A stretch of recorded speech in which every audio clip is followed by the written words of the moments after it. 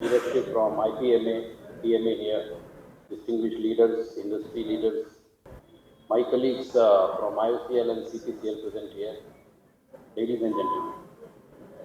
It's a pleasure to be here at IPMA Global Project Execution Forum 2026, focus on co-creating global transformation through project management, AI, innovation and sustainability. Standing here in Mahabalipuram, we are surrounded by extraordinary evidence of human vision and perseverance. We are amid temples built centuries ago, which have survived countless storms, earthquakes, and the relentless erosions of the time. Yet, what is remarkable is not their craftsmanship, but the mindset behind them. Those architects did not build only for their present, they designed with the future in mind, balancing immediate needs with long-term endurance. They manage their portfolio of resources, stone labor expertise to create something, both functional and timeless. This is what exactly I want to speak today, and I share why it matters in today's energy transition, how it is reshaping refining and clean energy choices, and what leadership it demands from all of us. The global energy system today is at a crossroads, is an inflection point. The energy transition has proved far more complex than originally expected. Energy demand continues to rise, driven by population growth, industrial expansion, digitalization, and growing mobility needs. At the same time, the world wants energy to be cleaner, cheaper, and more reliable. The real challenge is that these objectives do not always move together. Renewables are growing rapidly, but they are not yet able to meet demand growth on their own. Oil demand remains high and expected to stay above 100 million barrels per day for several years. Natural gas continues to expand and electricity demand is rising sharply. The transition, therefore, is about managing multiple fuels and technologies simultaneously under uncertainty. At a time when the global economy is growing at around 3% pace, India continues to grow at more than double the pace, making energy security and sustainability central to the vision of Viksit Bharat 2047. India is the third largest energy consumer in the world, fourth largest oil refiner, and the fifth largest exporter of petroleum products.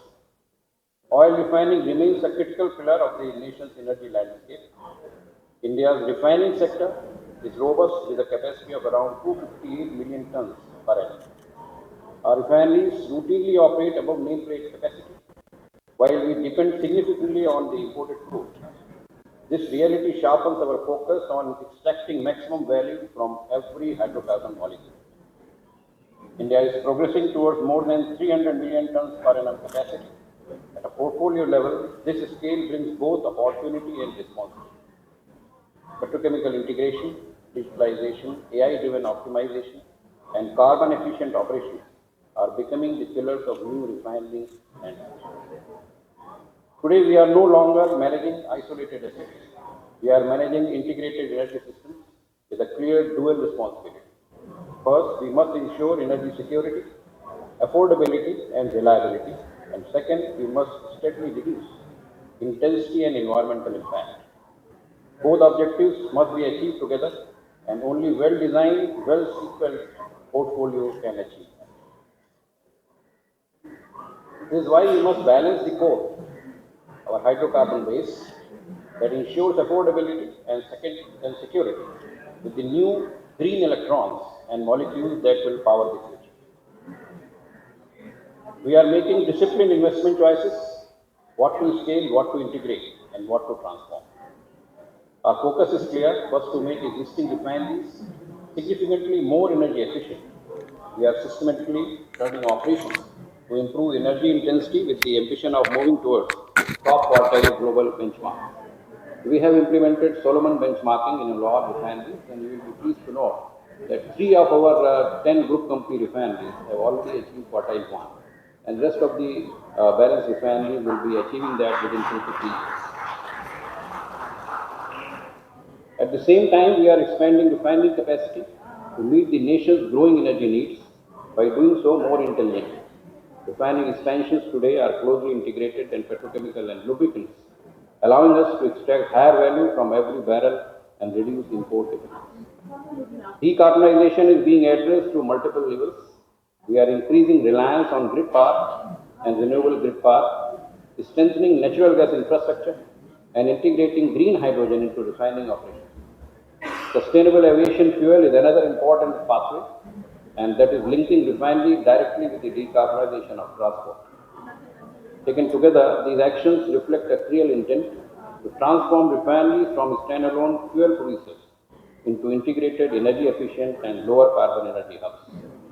This is not only the incremental change, it is about preparing our refining portfolio to remain relevant, resilient, and responsible in a transitioning energy system. Indian Oil per se has around 1 lakh crore, about 11 to 12 billion dollars of the projects under execution. We are expanding refining capacity from present around 81 million tons to around 98, around 18 to 19 million tons will be added within a year or so. And these expansions focus on deeper petrochemical integration to maximize value and strengthen national self-reliance. To support self-reliance, that is the Atmanirbhar Bharat, we are scaling domestic production of Group 2 and Group 3 lube base oils through expansions at our locations at Panipat and Gujarat, complementing the strength of Haldia refinery and CPCL refineries in Chennai. A major focus area in petrochemicals, Indian Oil is transforming key refinery streams into high-value products. We recently commissioned our oxo alcohol project at Gujarat refinery, the first of Indian Oil and only the second in India to support domestic chemical value chain that directly supports India's downstream industries in paint, coating, textiles, adhesives, and automotive sectors. Our petrochemical project on anvil include upcoming world-class PX-PTA complex at Paradip refinery, polybutadiene rubber at Panipat refinery, yarn facility at Bhadrak in Odisha, and we are also developing the mega Paradip petrochemical complex, which is in pipelines, Sona, that will produce various polymers and specialty chemicals such as phenol, IPA, and PVC. And with these initiatives, we aim to increase our petrochemical intensity index from 6.1% to 15% by 2030. Each of these investments serves as a different purpose, but together they create a more resilient and value-driven portfolio. Indian Oil is also leading India's clean energy transition. Critical element of this transition is the green hydrogen. For Indian Oil, hydrogen is not a future fuel, it is already a core feedstock in refining and also one of the largest sources of emission as well. The National Green Hydrogen Mission has created a strong enabling framework, including policy support and viable gap funding to help bridge the cost gap of the early years. At Indian Oil, we are moving from intent to execution, integrating green hydrogen into refinery operations and advancing hydrogen mobility through fuel cell buses, supported by our R&D and innovation. You will be pleased to note that Indian Oil has just started the construction of 10 KTPA plant of the green hydrogen facility at Panipat. Our approach is very clear that scaling and ramping up the green hydrogen in a way that is reliable, affordable, and commercially sustainable so that it decarbonizes our core business while opening pathways for the future. Simultaneously, we are expanding our biofuel portfolio. India has moved from 1.4% ethanol blending in 2014 to around 20% today. You will be pleased to note that all over India, the ethanol today at all our retail outlets, it is around E20, that is 20% ethanol in MS. Our portfolio is already looking beyond the present. Indian Oil has commissioned the country's first second generation 2G ethanol plant and the world's first 3G ethanol plant, converting refinery of gases into ethanol. The 3G plant of Indian Oil at Panipat is with the LanzaTech technology of USA. Alongside, we are advancing the waste to health pathway through compressed biogas. We are implementing a 30,000 tons per annum co-processing sustainable aviation fuel facility using used cooking oil, which we have secured ISSC CORSIA certification, making our Panipat refinery the first refinery in India to achieve this milestone.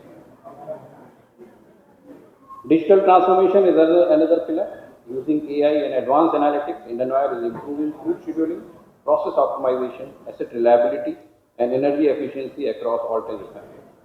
We have the roadmap already established, and going for the digital twins. Two of our refineries have already implemented digital twins, and rest of the refineries are sooner making in the pathways. The energy transition is not a solo endeavor. No single organization, no matter how large, can master every technology, geography, or capability. Delivering this transition ultimately comes down to how well we execute projects on the ground. Today, our mega projects demand close to around 75,000 workers, while the available worker force is closer to around 55,000. So, in the coming times, whenever the multiple projects are taken up, the availability of the skilled workforce is going to create a problem. The answer is not the more manpower, it is a smarter project management and the smarter construction. This means moving decisively towards the modularization, prefabricated and standardized designs. Digital tools are coming integral to execution. Drone-based progress monitoring, AI-enabled safety surveillance, and real-time project dashboards are improving productivity while enhancing safety and reliability. Equally important that every new project must be energy efficient and aligned with the top quartile global benchmark. Our new projects, whatever is coming today, it is already during the licensing stage, it is the quartile 1 on the EII or the Energy Intensity Index scenario. Sustainability is no longer an option of add-on, it is a competitive advantage. In a capital constrained world today, projects that are efficient, resilient, and future-ready will be one that succeed. On a closing remark, we stand at the defining moment in the global energy story today, and the decisions what we make today will determine whether future generations inherit an energy system that is secure, affordable, and sustainable, or one that is fragmented, inequitable, and unsustainable. We have advantages that no previous generation of the energy leaders had. We have the power of data, digital intelligence, we have the benefit of global collaboration, we have proven technologies alongside breakthrough innovations, and most importantly, we have the understanding that sustainability is no longer separate from the business strategy, it has become the business strategy today. The energy transition will not happen by accident, it will be designed, financed, built, and operated by project-built strategy. The future is something we create. Let's create it wisely, build it sustainably, and power it responsibly for generations to come. Thank you, gentlemen. Thank you. Jai Hind.